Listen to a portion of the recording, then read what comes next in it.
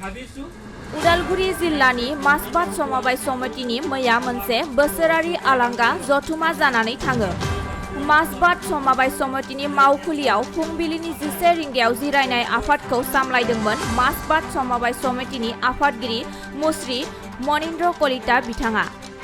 आफादाव गाहायै मासबाद समबाय समितिखौ आरोबाव माबायदि राहा लायोब्ला जौगाखां होनो हागोन बेनि सायाव बिथा खालामनानै गुवारै सावरायनाय जायो। गाहाय नेहाथारिनि बोसोरारि लिरबिदांखौ फरायनानै होयो मासबाद समबाय समितिनि गाहाय नेहाथारि मुस्रि लाडदुलहर बिथाङा। आफादाव नायबिजिरगिरि महरै बाहागो लायो मुस्रि सौरभ शर्मा, नोजोरबोआरि महरै बाहागो लायो मुस्रि फरिकित शइकिया, बिसायख'थि मावख'गिरि नाजिमिन जामान, हिसाब सेबखांगिरि अतुल रामसियारि, रोगाथाइ बिफाननि नायगिदिंगिरि पार्थ हाजरिका, मासबाद समबाय समितिनि लेङाइ आफादगिरि सन्जय देब, आजिरा मोननाय मावख'गिरि निबिर भट्टाचार्य लोगोसे ओनसोलनि गासै 400 रायजो राजाया जथुमायाव बाहागो लादोंमोन।